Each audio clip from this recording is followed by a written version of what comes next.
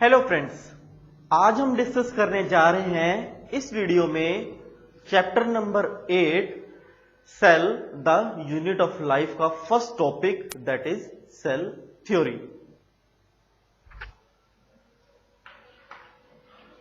Cell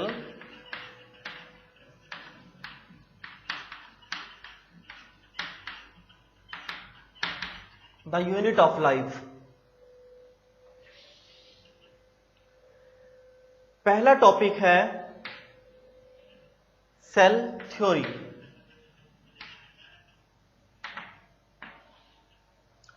cell theory को समझने से पहले आप लास्ट वीडियो में जाकर सेल को मैंने एक ब्रीफ आपको एक डेफिनेशन दी है, उसको आप अच्छे से स्टडी करिए, तभी आपको सेल थ्योरी आगे समझ में आएगी।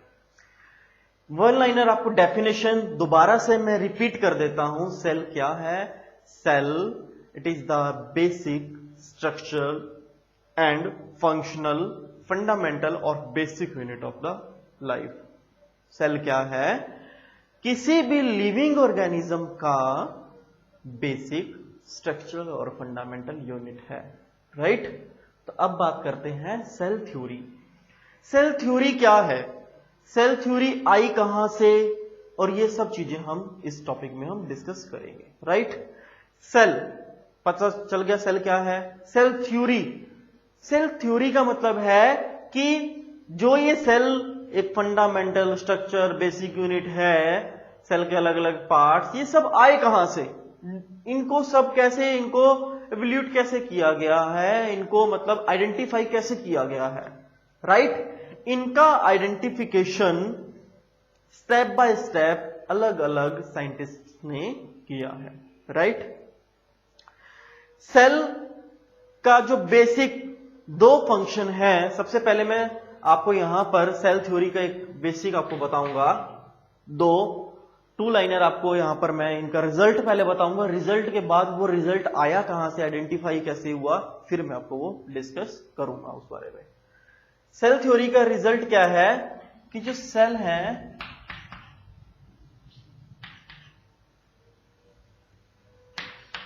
इंडिपेंडेंट एग्जिस्ट करते हैं, ठीक है? और ये क्या है? बेसिक यूनिट है लाइफ का या टिश्यू का कह सकते हैं।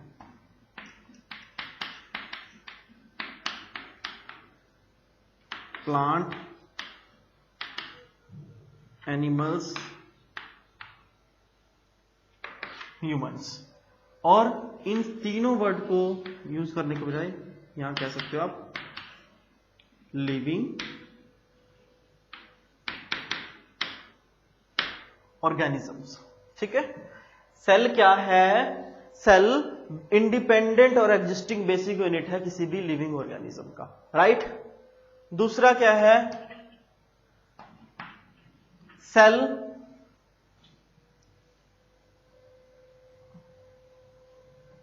derived from pre-existing cells, कि जो न्यू सेल्स जब डेवलप हो रहे हैं वो किससे हो रहे हैं?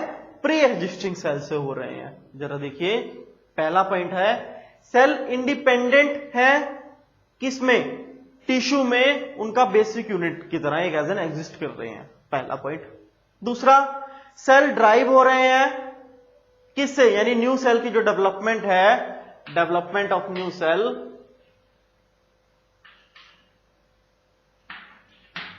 किससे हो रही है? प्री एग्जिस्टिंग सेल से हो रही है। किससे? प्री एग्जिस्टिंग सेल्स, जो सेल्स ऑलरेडी हैं उनसे क्या हो रही है? न्यू सेल्स की डेवलपमेंट हो रही है, राइट?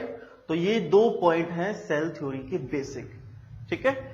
और अब मैं थोड़ा सा आपको इसके हिस्ट्री के बारे में आपको मैं बताऊंगा, ठीक है?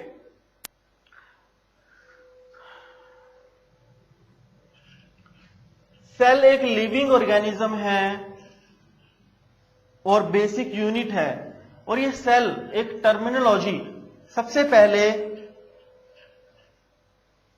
किसने दी?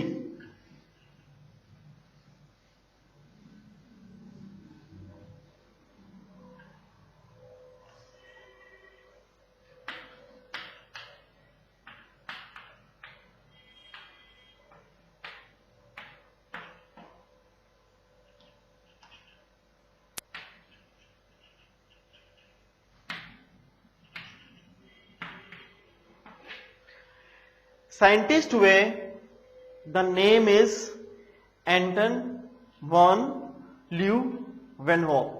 इन्होंने सबसे पहले इलेक्ट्रॉनिक माइक्रोस्कोप, जो इलेक्ट्रॉन माइक्रोस्कोप होते हैं, माइक्रोस्कोप होते हैं, माइक्रोस्कोप के भी फर्दर आगे टाइप्स होती हैं, इलेक्ट्रॉन भी होते हैं, सिंपल भी होते हैं, राइट, मैग्नीफायर्स भी होते हैं। तो ये इलेक्ट्रॉनिक जो माइक्रोस्कोप्स हैं उनके अंदर इनको जब अच्छे से जब आइडेंटिफाई किया, तब इन्होंने एक नाम दिया उस बेसिक यूनिट को।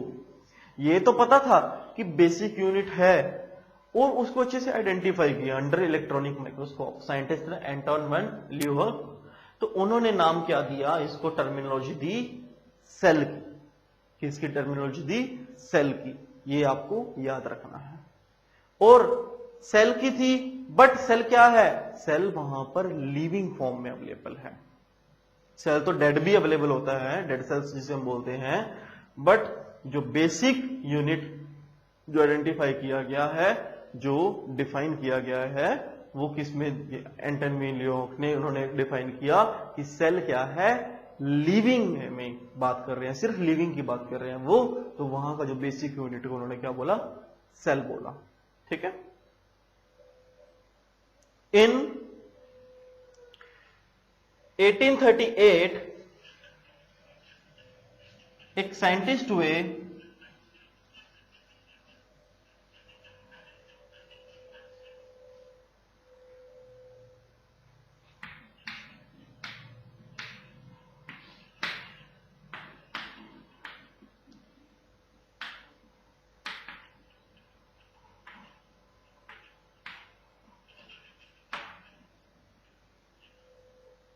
ठीक है।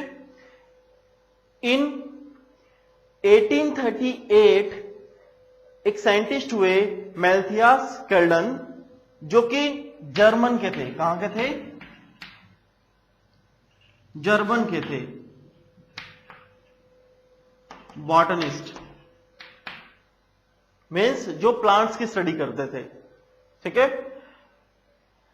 मैल्थियस ने, जर्मन जो बॉटनिस्ट थे, उन्होंने क्या बताया कि उन्होंने सबसे पहले बहुत सारे प्लांट्स के टिश्यूज को स्टडी किया।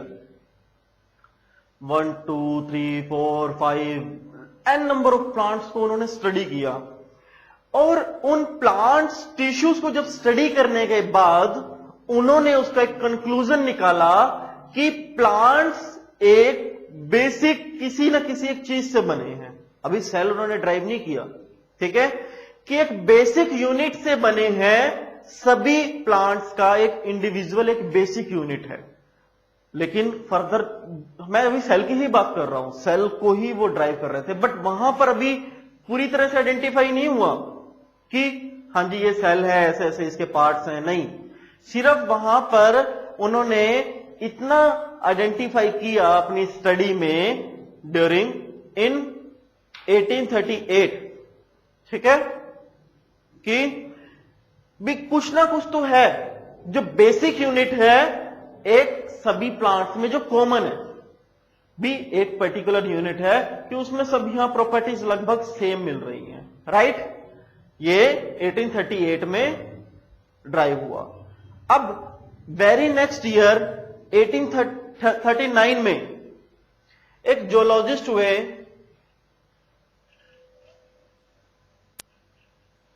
बॉटनिस्ट और जूलॉजिस्ट मैंने आपको बताया था आपके लेक्चर में। बॉटनी की स्टडी करते हैं जो, यानी जो प्लांट्स की स्टडी करते हैं उन्हें बॉटनिस्ट कहते हैं, और जो एनिमल्स की स्टडी करते हैं उन्हें कहते हैं जूलॉजिस्ट कहते हैं।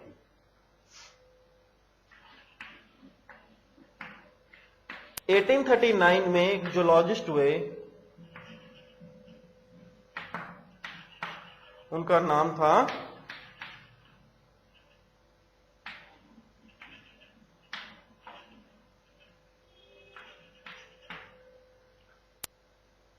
थियोडोर स्कैबन। उन्होंने क्या बताया कि बहुत सारे सिमिलरली, जैसे 1838 में जो जर्मन साइंटिस्ट थे माल्थियास, इन्होंने स्टडी किया था, बहुत सारी प्लांट्स टिश्यूज को लिया था, राइट। लेकिन जो 1839 में जूलॉजिस्ट ने बहुत सारे एनिमल टिश्यूज को लिया, ठीक है। अब उनको ये क्लियर हो गया कि जैसे प्लांट में था एक बेसिक यूनिट है, वैसे ही किसमें यूनिट है, एक एनिमल्स के केस में भी एक बेसिक पर्टिकुलर यूनिट है जो कि सभी में कॉमन है। लेकिन उन्होंने अपनी स्टडी में यह पाया 1839 में कि जो भी प्लांट के केस में क्या है, नॉर्मल एक बेसिक यूनिट है, एनिमल्स के केस में बेसिक यूनिट है, बट एनिमल्स के केस में एक ओपन एक सेल के ऊपर जो एक बेसिक यूनिट है उसके ऊपर एक मेम्ब्रेन भी पाई जा रही है। क्या मिलती है, एक मेम्ब्रेन भी मिल रही है। उसी मेम्ब्रेन को क्या कहा गया है यहां पर आज हम जो डिस्कस करते हैं, that is the plasma membrane.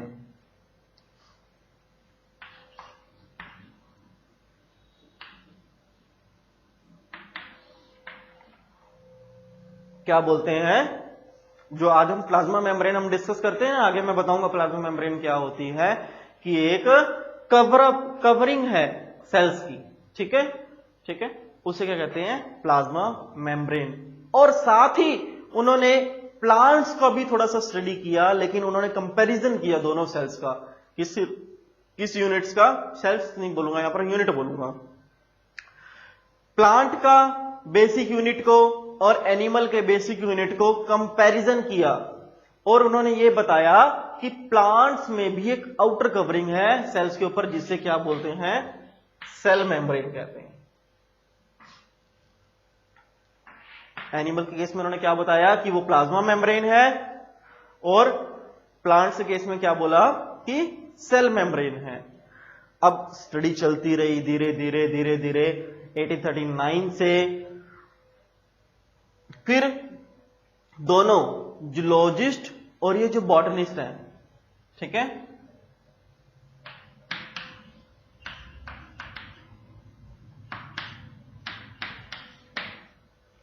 Botanist और ये जूलॉजिस्ट दोनों ने मिलकर एक स्टडी की, ठीक है, मिलकर एक स्टडी की और एक हाइपोथेसिस दिया। देखो अब मैं यहां पर आपको एक वर्ड बता रहा हूं, हाइपोथेसिस। हाइपोथेसिस का मतलब पता क्या होता है, हाइपोथेसिस का मतलब है सिर्फ उन्होंने एक अनुमान लगाया। जहां पर भी वर्ड आए ना, आप पता चले कि वर्ड वहां पर एक हाइपोथेसिस वर्ड आ रहा है। हाइपोथेसिस का मतलब होता है कि सिर्फ एक अनुमान लगाया जा रहा है किसी भी चीज का, ठीक है।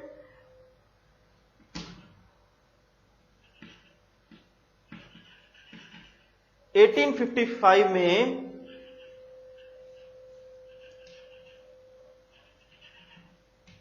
हाइपोथेसिस दी एक, ठीक है। वो हाइपोथेसिस किसकी थी, दोनों साइंटिस्ट की थी। पहले जो अभी हमने बात की 1838 में माल्थियस, ठीक है,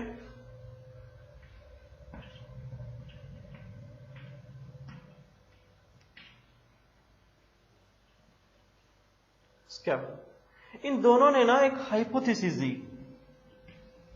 कि जो बेसिक यूनिट है इन केस ऑफ बोथ,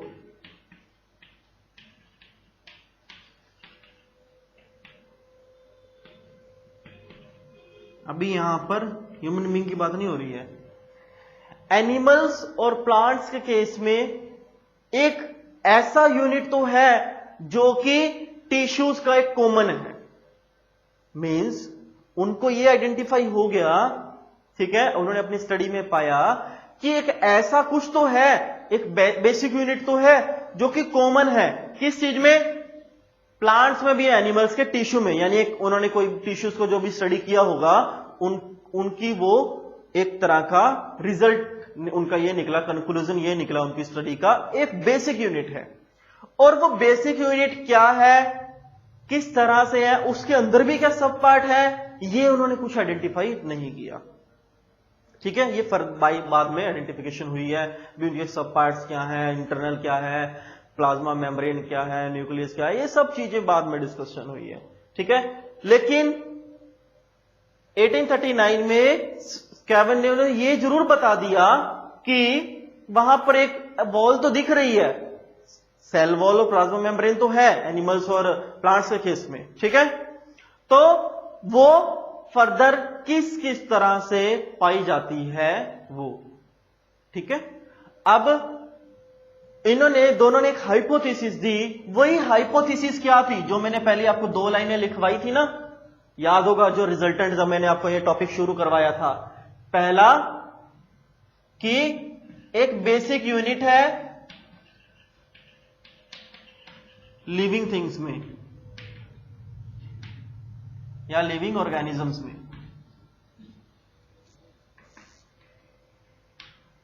ठीक है। दूसरी कि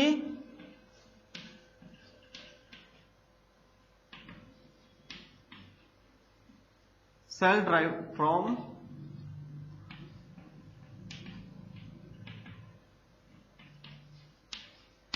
प्री एग्जिस्टिंग सेल्स, ठीक है। अब यहां पर जब ये हाइपोथेसिस दे रहे थे, अब आपने एक चीज अगर आपने नोटिस की हो, यहां पर 1838 से अब यहां पर तो 1 ईयर का डिफरेंस है, लेकिन 1839 के बाद हाइपोथेसिस कब आई है? 1855 में। लेकिन 39 में यह बात तो पता चल गई थी कि बेसिक यूनिट है, ठीक है। फिर हाइपोथेसिस 85 में क्यों आई है? Because of that in between period दोनों साइंटिस्ट ये स्टडी कर रहे थे कि बेसिक यूनिट तो प्लांट्स का कंफर्म हो गया, एनिमल्स का भी कंफर्म हो गया, बट वो बनते कैसे हैं, वो बन कैसे रहे हैं, 1 से 2, 2 से 10, 10 से 100, वो बन कैसे रहे हैं, डेवलपमेंट कैसे हो रही है। और यही डेवलपमेंट जो 1839 से 1838 और 1839 के बीच में इन्होंने एक साल में तो ये पता चल गया कि सेल वॉल होती है, प्लाज्मा मेम्ब्रेन होती है, बट उसके अपोजिट 1855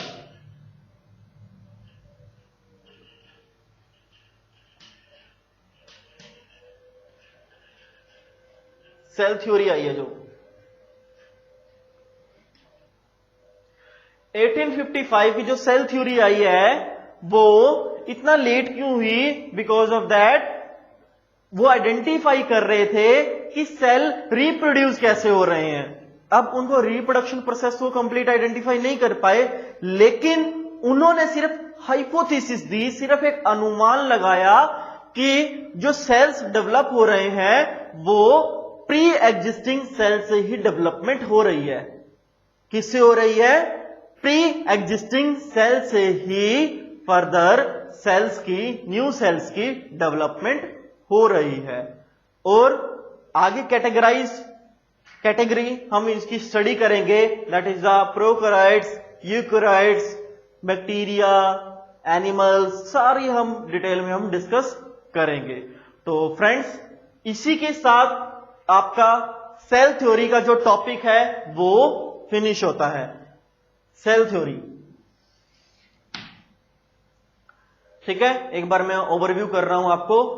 देखिए, सबसे पहले जो आपको बता देता हूं लिविंग ऑर्गेनिजम्स के बारे में। जो सेल है अंडर इलेक्ट्रॉनिक माइक्रोस्कोप किसने स्टडी किया था? एंटन वैन लीहोक ने स्टडी किया था। अब सेल थ्योरी स्टार्ट कहां से हुई? 1838 से हम वहां पर साइंटिस्ट की बात करते हैं। जर्मन जो बॉटनिस्ट हुए हैं, ठीक है, मेल्थियास, उन्होंने बताया कि एक बेसिक यूनिट है, नंबर ऑफ मैनी, उन्होंने प्लांट्स टिश्यूज को डिस्कस किया। उसके बाद बताया कि दैट इज ये इस तरह से डेवलपमेंट हो रही है, बेसिक यूनिट है, बट किस तरह से है वो उनको नहीं पता चला। फिर 1839 में जो अनदर साइंटिस्ट हुए स्केवन, उन्होंने बताया कि यस, एनिमल्स में भी एक ऐसा बेसिक यूनिट है, बट एक अलग से मेम्ब्रेन है, प्लाज्मा मेम्ब्रेन। और प्लांट्स के केस में जब उन्होंने कंपैरिजन किया तो वहां पर उनको सेल वॉल एक मिली, जिसे सेल मेम्ब्रेन कहा जाता है, ठीक है। अब दोनों की म्यूचुअल अंडरस्टैंडिंग से उन्होंने साथ में स्टडी स्टार्ट आउट की, तो उनको पता चला कि ये सेल्स भी डेवलपमेंट, उनकी रिप्रोडक्शन पार्ट, उनको एक अनुमान उन्होंने लगाया कि ये पिछले जो सेल्स हैं उन्हीं से कहीं ना कहीं से कुछ ऐसे प्रोसेस हो रही है, रिप्रोडक्शन प्रोसेस वो नहीं जान पाए कि मियोसिस हो रही है, माइटोसिस हो रही है, ये सब बात की बातें हैं कि उन्होंने सिर्फ इतना अनुमान लगाया कि ये जो पिछले सेल्स हैं ना वहीं से कुछ ना कुछ ऐसी प्रोसेस हो रही है जिससे डेवलपमेंट हो रही है। तो उन दोनों की स्टडी का बेसिक रिजल्टेंट क्या निकला कि उन्होंने माना कि एक बेसिक यूनिट है किसी भी टिश्यू का, किसी भी लिविंग ऑर्गेनिज्म का, यहां पर टिश्यू वर्ड भी ऐड कर रहा हूं मैं, ठीक है। टिश्यू एक पर्टिकुलर प्लांट्स के केस में भी हो सकता है, एनिमल्स के केस में भी हो सकता है, ठीक है, कि एक बेसिक यूनिट है और जो उनके ड्राइव हो रहा है वो किसी प्री एग्जिस्टिंग सेल से ही वो डेवलपमेंट हो रही है, ठीक है। That is the cell theory, right. इसी के साथ फ्रेंड्स आपका सेल थ्योरी जो cell the unit of the life है, इसका फर्स्ट टॉपिक सेल थ्योरी यहीं पे खत्म होता है। तो आपसे रिक्वेस्ट करूंगा, हमारा यूट्यूब चैनल है प्रोफेसर DR विच, आप जस्ट सब्सक्राइब करिए, शेयर करिए, ताकि आपके सीनियर जूनियर फ्रेंड्स सभी इसकी हेल्प ले सकें। यहाँ पर 9th 10th 11th एंड +1 +2 का आपको NCERT based physics chemistry mathematics सभी सिलेबस आपको अवेलेबल है। तो आप यहां से आप सभी वीडियोस को देखकर अपने कैरियर को अच्छे से और बड़े पोलाइटली आप अच्छे से एनहांस कर सकते हैं। Thank you so much.